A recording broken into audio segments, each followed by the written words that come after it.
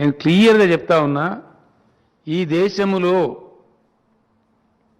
విద్యుత్ ఉత్పత్తి సామర్థ్యం అంటే ఇన్స్టాల్డ్ పవర్ కెపాసిటీ 4 లక్షల మెగావాట్ల పైచిలుకు ఉన్నది. అందులో సగాన్ని కూడా ఈ దేశం వాడతలేదు. 60% దేశంలో చీకట్లు అలుముకొని ఉన్నాయి. Because bad power policy of the country. ఒకటి, ఇది చాలా దురదృష్టకరం. 2, దేశానికి ప్రకృతి కావచ్చు, భగవంతుడు కావచ్చు ప్రసాదించిన వరం 65,000 పైచిలకు టీఎంసీల నీళ్లు. ఇప్పటి వరకు 35,000 పైచిలకు ట్యాప్ కాలే ఆ రిసోర్స్. దేశంలో నీటి యుద్ధాలు జరుగుతున్నాయి. 75 సంవత్సరాల స్వతంత్ర భారతదేశంలో అన్ని కేంద్ర ప్రభుత్వాలు, కాంగ్రెస్, అంతకు మధ్యలో వచ్చినటువంటి జనతా, తర్వాత వచ్చిన ఎన్డీఏ, ఇప్పుడున్న బీజేపీ, అన్ని ప్రభుత్వాలు ప్రేక్షక పాత్ర పోషిస్తున్నాయి, పరిష్కారం చేయడం లేదు. మనకు ఉన్నదే ఈ దేశంలో 40 కోట్ల ఎకరాలు వ్యవసాయ భూమి. 40 కోట్ల ఎకరాలకు మొత్తం ఇచ్చినా ఇంకా 30 కోట్ల ఎకరాలు, ఇంకా 25,000 టీఎంసీలు మనకు మిగిలి ఉంటాయి. 10,000 టీఎంసీలు దేశ మంచినీటి కోసం వాడుకున్నా ఇంకో 15,000 టీఎంసీలు మిగిలి ఉంటాయి. అంత బంగారు దేశం మనది. భగవంతుడు, ప్రకృతి అంత గొప్ప వరం ఇచ్చారు మనకు. దాన్ని వాడే శక్తి సామర్థ్యాలు గతంలో పనిచేసిన కేంద్ర ప్రభుత్వాలకు లేవు. ప్రస్తుత కేంద్రం కూడా అదే పద్ధతిలో పోతున్నది తప్ప చర్యలు తీసుకుంటలేదు. నేను స్పష్టంగా చెప్పిన, ఈ దేశ పరిస్థితి మారవలసిన అవసరం ఉంది. ఈ దేశంలో ఆలోచన సరళి మారవలసిన అవసరం ఉంది. ఇది నేను బలంగా నమ్ముతున్న సిద్ధాంతం. ఇప్పటిదాకా చేసిన ప్రభుత్వాలు సరిగా చెయ్యలేదు. ఇంకొక మాట కూడా చెప్తా ఉన్నా, మీకు ఓపిక ఉంటే. మన పొరుగున ఉన్న చైనా 1980 వరకు కూడా జీడీపీలో మనకంటే తక్కువ. చైనాలో వ్యవసాయ భూమి మనకంటే తక్కువ. ఏరియేబుల్ ల్యాండ్ అంటారు, కల్టివేబుల్ ల్యాండ్ లేదా ఏరియేబుల్ ల్యాండ్ అంటారు. మన దేశంలో ఉన్న దానికంటే వాళ్ళకి తక్కువ ఉన్నది. ఇలా చైనా ఎక్కడికి పోయింది, మనం ఎక్కడున్నాము, ఏ పరిస్థితిలో ఉన్నాము, వాస్తవం ఏంది? హిమాలయ పర్వతాలకు వాళ్ళు అవతల వైపు ఉన్నారు, మనం యువతల వైపు ఉన్నాము. ఆ దేశంలో వాళ్ళు అన్నం తింటారు, మనం కూడా అన్నమే తింటాము. కానీ మన కర్మ ఇట్లా వచ్చింది. Bad economic policy, bad taxation policy, bad business policy. Yes, మన దేశంలో అద్భుతమైన పర్యాటక ప్రాంతాలు ఉన్నాయి. మనకు వచ్చే పర్యాటకులు ఎంత? ఇంత బుట్కలాగుండే గింత ఉండే సింగపూర్ పర్యాటకులు ఎంత? సిగ్గుతో తలదించుకోవాలి మనం. నేను కూడా పోయిన సింగపూర్కు. అలా వాడేది ఉంటుంది, దాని పేరు అంటారా, నోట్లకే నీళ్ళు పడతా ఉంటుంది. సింగపూర్ ట్రేడ్ మాటలాగా చూపిస్తారు చూడు. సింగపూర్ నెట్ల కొట్టగా అది వస్తుంది, బొమ్మ వచ్చి నోట్లకే నీళ్ళు పడుతుంది. అంతకు మించి మన్ను కూడా లేదు, మన్ను కూడా మనకి లేదు. మంచినీళ్ళు కూడా లేవు వాళ్ళకు. మన్ను కూడా ఇండోనేషియా నుంచి కొనుక్కుంటారండి షిప్లలో. సీ రిక్లైమ్ చేయడానికి ఇండోనేషియా నుంచి మన్ను కూడా కొనుక్కుంటారు వాళ్ళు. ఒక మహానుభావుడు లీ కువాన్ యూ అని పుట్టి ఆ దేశంలో is the maker of Singapore. అద్భుతం చేసిండు. ఆ దేశం పరిస్థితి, డబ్బు మిగులుతుంది వాళ్ళకు. ఏది బడ్జెట్లో తలాకిని $1 పంచిపెడతారు సంవత్సరానికి పౌరులకు, దేశ పౌరులందరికీ. అది ఆ దేశం. ఏమి లేని దేశం గింతంత ఉంటుంది. మన కర్మ ఏంది? దయచేసి ఆలోచించాలి దేశంలో ఉండే యువత. ముఖ్యంగా మీరు ఆలోచించాలని నేను ప్రార్థిస్తా ఉన్నా. దయచేసి జర్నలిస్ట్ మిత్రులు, ప్రజలను చైతన్యం చేస్తున్నారు. మీరు దానికి ఉన్నది 190 కిలోమీటర్స్ సముద్రం, కోస్తా తీరం సింగపూర్కు ఉండేది. వాళ్ళు ట్యాకిల్ చేసే కంటైనర్స్ 5.5 కోట్ల కంటైనర్స్. మన దేశానికి ఉన్నది 7,500 కిలోమీటర్ల సముద్ర తీరం. ఇవన్నీ హార్డ్ ఫ్యాక్ట్స్, సత్యాలు, నిప్పులాంటి నిజాలు. మనం హ్యాండిల్ చేస్తున్న కంటైనర్స్ లక్షలలో ఉంటాయి. ఏం కర్మ ఈ దేశం? Cleanest beach, world's cleanest beach దాని పేరు బంగర్ ఐలాండ్, మన లక్షద్వీప్లో ఉంది. ప్రపంచంలోనే క్లీనెస్ట్ బీచ్. మనకు ఒక టూరిస్ట్ రాడు, ఏం కర్మ, ఎందుకు ఆకర్షించలేకపోతున్నాం? అద్భుతమైనటువంటి సంపద, సాంస్కృతిక సంపద, చారిత్రక సంపద, శిల్ప సంపద, ప్రపంచంలో ఎక్కడ లేనటువంటి ప్రకృతి సంపద, ఎన్నో దర్శనీయ స్థలాలు. ఒక రామప్ప దేవాలయానికి యునెస్కో గుర్తింపు రావాలంటే దశాబ్దాల. అది తెలంగాణ వచ్చేదాకా గతి లేకుండే. పాపారావు అని పాపం ఒక రిటైర్డ్ ఐఏఎస్ ఆఫీసరు, ఆ వరంగల్ జిల్లావాసి, నాతో కూడా 10 సార్లు లెటర్లు రాయించి దాని ఎంబడబడి అంతర్జాతీయ స్థాయి దాకా పోయి పడరాని పాటలు పడితే మొన్న దానికి యునెస్కో గుర్తింపు వచ్చి, అది కూడా మేము చేసినామంటారు కేంద్రం. సిగ్గుపడాలా? అసలు వాళ్ళ పాత్ర నాదండి రామప్ప యునెస్కో గుర్తింపు రావడంలో వీళ్ళ పాత్ర ఏమైనా ఉందా? ప్రయత్నం చేసిండ్రా?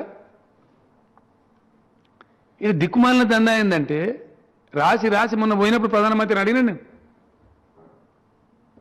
పద్మ అవార్డ్స్ ఇస్తే తెలంగాణకి ఇయ్యండా, మా కళాకారులు ఉన్నారు, మా కవులు ఉన్నారు, మా దగ్గర ప్రతిభావంతులు ఉన్నారు, ఇయ్యరు, ఇస్తలేరు. మన దగ్గర లేరా గొప్ప గొప్పలు? మేము నోసుకోలేదారే పద్మ అవార్డులకు, అది ఇస్తలేరు. నేను నిరసన వ్యక్తం చేస్తున్నాను చెప్పిన మొన్న పోయిన ట్రిప్లో. ఐఎమ్ సారీ, మీరు మమ్మల్ని పట్టించి కూడా లేరని చెప్పి నా బాధ పేపర్లో వచ్చింది, మీరే రాసిండ్రు. పద్మ అవార్డు కూడా మాకు నిరాకరిస్తున్నారు. ఇదేం అన్యాయం అండి, ఇదేం వివక్ష అని అడిగినాం తప్ప. వాస్తవం కాదా? తెలంగాణ నోసుకోలేదా? ఇట్లా ఎన్నో ఉన్నాయి. తప్పకుండా నేను బలమైన విశ్వాసం కలిగినటువంటి వాడిని. ఈ దేశం సంస్కరించబడవలసిన అవసరం ఉన్నది. ఈ దేశ ప్రజల భవిష్యత్తు కోసం, ఈ దేశ యువత భవిష్యత్తు కోసం కొత్త పుంతలు తొక్కాల్సిన అవసరం ఉన్నది. ఈ దేశంలో న్యూ ఎకనామిక్ పాలసీ రావాల్సిన అక్కర ఉన్నది. 100% అద్భుతాలు ఆవిష్కరించవలసిన అవసరం ఉన్నది. ఇతర దేశాల నుంచి మన ఇండియాను నేర్చుకోవాల్సిన అవసరం ఉన్నది.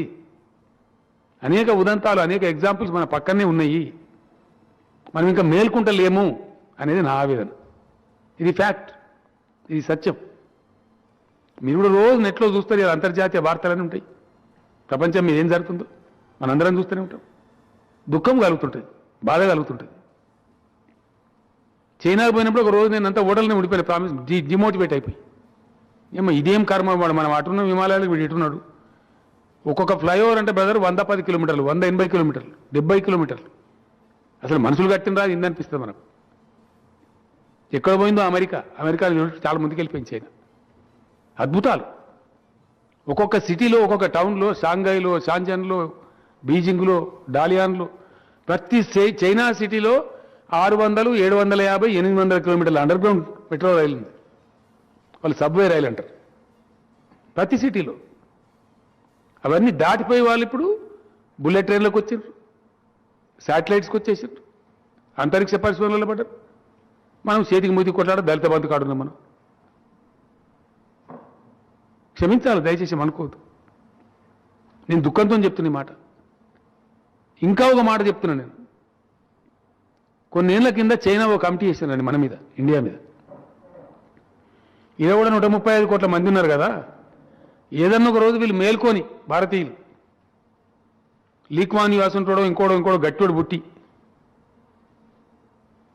ఎవడన్నా రమ్మని మోపైతే పాసిబుల్ థ్రెట్స్ ఏమేమి ఉంటాయి చైనాకు? పొరుగు దేశం కదా, మనం పక్కనే ఉన్నాం కదా. పాసిబుల్ డేంజర్లు ఏమేమి ఉంటాయి? ఒకవేళ ఇండియా మేల్కొని కనుక వాళ్ళగిట మనలాంటి లైనే తీసుకుంటే మనకు వచ్చే పాసిబుల్ థ్రెట్స్ ఏమేమి ఉంటాయి స్టడీ చేయమని ఒక ఏడాది టైం ఇచ్చి కమిటీ చేశారు. ఆ కమిటీ ఏం చేశారు? వాళ్ళు 3 నెలలకు రిపోర్ట్ ఇచ్చేసారు. అరే ఏమైనా నీకు ఏడాది టైం ఇచ్చినా నువ్వు 3 నెలలకి ఇచ్చినట్టు అదేం దేశం సార్, పిచ్చి దేశం. ఇప్పుడు కూడా ఇంకా కులం పేరు మీద, మతం పేరు మీద కొట్టుకొని సత్తాను అక్కడ. కావాలి మనకంటే పోటీ కావాలని చెప్పినట్టు. ఎస్, ఇది ఫ్యాక్ట్. మనకేమో మేము మత విద్వేషాలే రగిలిస్తాము. పూరణీయం, ఇది ఎక్కడ బాధనండి? మా ఎజెండానే మతం అనేది మన దేశం. ఇక మనం బాగుపడతాం. ఈ బండి సంజయ్ కదా మాట్లాడతారు రోజు పొద్దులు ఎత్తే, మా కథనే మతం. ఎవరు వద్దంటారండి మతం? నాకు అర్థం కదా. ఎవరికి ఇష్టమైన మతం వాళ్ళు పుచ్చుకుంటారు, వాళ్ళని వద్దంటుంటారా? ఎవరు వ్యతిరేకిస్తారు? మేము గుళ్ళు కడతలేమా, గోపురాలు కడతలేమా, గుళ్ళపోతలేమా, గుళ్ళు గీసుకుంటలేమా, సత్యనారాయణ కథలు చెప్పుకుంటలేమా, తిరుపతికి పోమా, తీరంగా పోమా, యాడికి పోం? నేను అనేది ఏంటంటే దేశం ఎక్కడ, కథ ఎక్కడ, కార్ఖాన ఎక్కడ, అదంతా లేదు, ఏం లేదు. అయితే సరిహద్దుల మీద రెచ్చగొట్టాలి, లేకపోతే మతం పేరు మీద రెచ్చగొట్టాలి, భావోద్వేగాలు రెచ్చగొట్టాలి, రాజకీయ పబ్బం గడుపుకోవాలి. ఇదేనా దేశ ఎజెండా? వెలిసి ఫలితమైందండి. పొరుగున ఉన్న నేపాల్ కంటే, బంగ్లాదేశ్ కంటే, పాకిస్తాన్ కంటే మన జీడిపి తక్కువ ఉంటుంది. అంతర్జాతీయ ఇండెక్స్లలో బంగ్లాదేశ్ కన్నా తక్కువ ఉంటామా? నాకు అర్థం కాదు.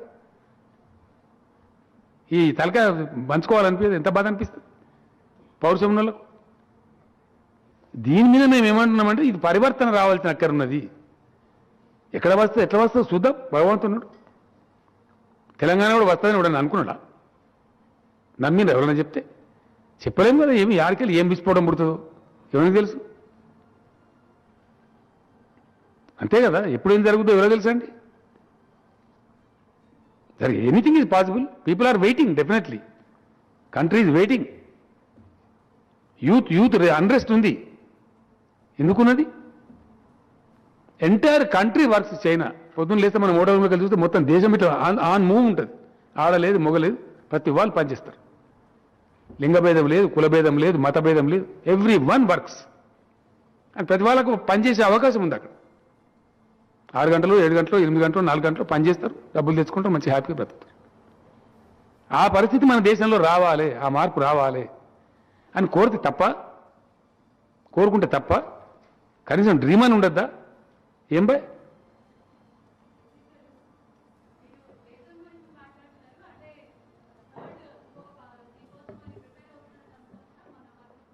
అరే అయితే తప్ప అదే మన క్రైమా? నాకు అర్థం కాదు.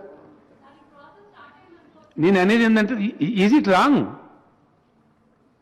Can you kindly educate me? Is it wrong if somebody thinks in India that this country should flourish? Nothing wrong with it. Let us see what God gives us. I purely believe in God. I am a God fearing person. నేను భగవంతుని నమ్ముతాను నేను బాగా.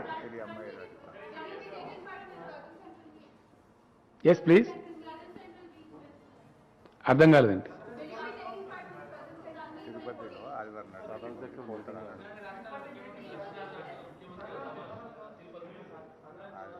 Government of India conduct చేసేటువంటి రాష్ట్రాలను పిలిచి మాట్లాడేటువంటి దానిలో ప్రతి దానిలో తెలంగాణ ప్రభుత్వం పాల్గొంటుంది. తప్పకుండా పాల్గొంటాం. ఎందుకు పాల్గొనమండి? Whether I'm going or not is a different issue altogether, but my government will go. Malesham garu తప్పకుండా ఎందుకు మాట్లాడలేదండి? మంచి వాటిని నేను అనేది నష్టంలో ఉన్నది బంద్ చేస్తున్నామంటే అర్థం చేసుకోగలుగుతాం. కానీ మంచిగా ఉన్న వాటిని ఎల్ఐసి లాంటి దాన్ని ఎందుకు బంద్ చేయాలా? Where is the reason for that? అవసరం లేదు కదా. వాటికి అవే జరుగుతున్నాయి, ఉల్టా ప్రభుత్వానికి డివిడెండ్స్ ఇస్తున్నాయి. దాన్ని ఎందుకు మూయాల్సిన అక్కర వస్తుందండి? అక్కడ ఆందోళన ఏంది? బాగా జరుగుతున్నది ఒకటి. రెండోది, అది ప్రభుత్వ రంగంలో ఉంటేమో రిజర్వేషన్లు ఉంటాయి, 10 మందికి అవకాశం దొరుకుతుంది. అది పోతే రిజర్వేషన్లు పోతాయి. ప్రైవేట్ పరం అయిపోతే వాని ఇష్టం, వాడు ఎందుకు పెడతాడు? రిజర్వేషన్ పెట్టాడు, ఆపర్చునిటీస్ పోతాయి.